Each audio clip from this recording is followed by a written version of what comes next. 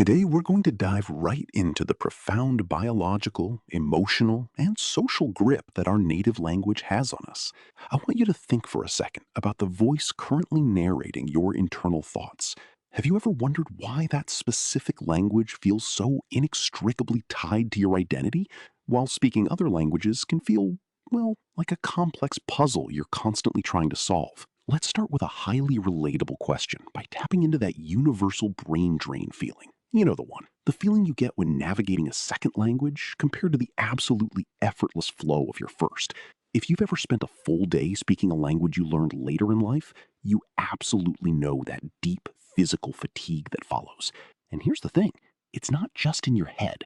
Well, technically it is, but it's a measurable metabolic reality. Your brain is literally working overtime. So here's our roadmap for today. We're going to cover 1. Wiring the infant brain. 2. The language of emotion. 3. Shaping reality and society. 4. The ultimate sacrifice. And 5. Can you lose it? Kicking things off with section 1. Wiring the infant brain, where we look at the neurobiology of our first words. It's honestly amazing to discover that infants start out as what scientists call universal listeners. A newborn can actually distinguish the sounds of every single human language. No way, right? But between 6 and 12 months, that universal capacity just vanishes. The brain actively starts discarding non-native sounds and permanently tunes itself to the mother tongue. It basically creates a highly specialized neural filter, which is known as native language neural commitment. When we map these intense neurobiological changes onto a timeline, it shows just how rapidly this commitment happens. Notice how the move from simple babbling in those first 6 months all the way to a massive vocabulary explosion at 18 months isn't just behavioral. It actually maps directly onto the physical narrowing of the brain's neural pathways.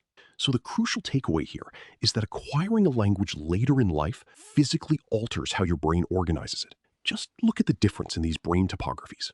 If you learn 2 languages in early childhood, they actually share overlapping neural real estate in Broca's area. That's the part of your brain responsible for speech production. But if you're a late bilingual, meaning you learn a language post-puberty, your brain literally has to build entirely separate, spatially distinct pathways. You are forcing your brain to create a brand new, metabolically demanding subregion just to speak that second language. To show just how demanding this really is, neural imaging reveals that processing your mother tongue requires up to 25% lower neural activation than a highly proficient second language. Even for world-class polyglots, the mother tongue acts as the brain's perfectly optimized native operating system. It basically allows the brain's language networks to just idle, processing information with maximum efficiency and minimal metabolic cost. Moving right along to section 2, the language of emotion. Let's see how our early words bind to the heart. Why does our native tongue feel so much more emotional? Well, the answer lies in the amygdala connection. Because our first words are learned during a period of profound early emotional development, they become physically bound to the brain's limbic system.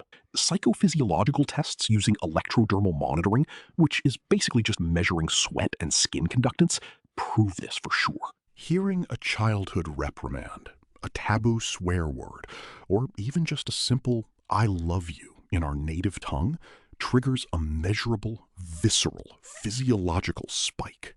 A second language, which is usually learned in a sterile classroom rather than, say, a mother's arms, simply cannot replicate this arousal. Okay, let's try a quick thought experiment to test your own moral compass, and this will introduce what researchers call the moral foreign language effect.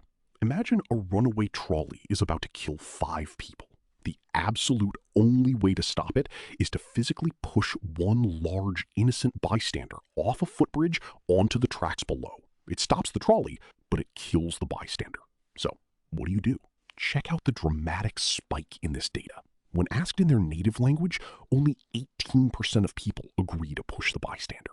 The visceral, gut-level, emotional horror of the act just stops them. But when bilinguals are asked the exact same question in their foreign language, agreement spikes to 44%.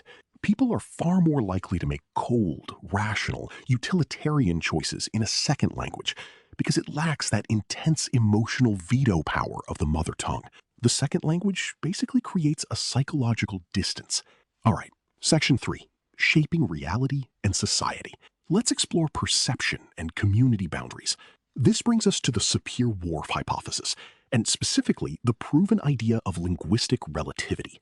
The mother tongue actually acts as an active cognitive filter. For instance, because English has distinct words for blue and green, English speakers visually perceive that color boundary very clearly. But speakers of the Burunmo language in Papua New Guinea have totally different color boundaries in their vocabulary, and tests show they physically perceive color categories differently than English speakers do. Furthermore, languages like Hopi conceptualize time without traditional past, present, and future markers, which profoundly shifts how their speakers cognitively organize temporal planning. It's wild. Zooming out to a societal level, this deep connection creates what linguists call diglossia. This is a stable arrangement where a prestigious language is required for things like government and education, but the mother tongue rules the home. Communities will brilliantly use code switching, which is rapidly dropping back into their mother tongue, to signal trust, exert relational control, and fiercely defend their social boundaries. Which brings us to section 4, the ultimate sacrifice, focusing on the Bengali Language Movement. Let's walk through the escalating tensions of the Bengali Language Movement in East Pakistan, which we now know as Bangladesh. In 1947, despite Bengali speakers making up an absolute demographic majority of 54%, the ruling elite declared Urdu the sole state language. Now, this wasn't just some administrative tweak. The suppression of Bengali threatened to culturally disenfranchise millions, effectively locking them out of education and the civil service. Dhirendranath Theta's powerful plea in 1948 highlighted the systemic oppression ordinary Bengali speakers faced. He pointed out the sheer absurdity that common cultivators couldn't even read standard postal money orders because they were printed only in Urdu and English. The government's absolute refusal to compromise set the stage for the tragic events of February 21st, 1952, known as Ekushé February. Defying government bans on assembly, students marched to demand their linguistic rights, and armed police opened fire, killing unarmed demonstrators. The legacy of those murders sparked a massive nationalist awakening that eventually led to the birth of Bangladesh, which is actually the only nation globally named after its language. It also inspired the Shahid Minar Monument in Dhaka. Its architecture perfectly manifests that deep, familiar resonance universally associated with our mother tongue, literally depicting a mother fiercely protecting her children. And to honor this unparalleled sacrifice, UNESCO later declared February 21 as International Mother Language Day. Finally, we land on section 5. Can you lose it? We're looking at the limits of native language dominance. It turns out, under highly specific environmental pressures, a mother tongue can actually undergo what's known as language attrition. If someone moves to a foreign environment and becomes completely isolated from their native-speaking community for years, the activation threshold of that disused mother tongue steadily rises. It takes more and more mental energy just to recall basic words. Eventually, the intense daily use of the second language becomes so dominant that it begins to cross-linguistically interfere with the native tongue, causing hesitation and grammatical errors in a language they once spoke perfectly. But age acts as a really critical dividing line here.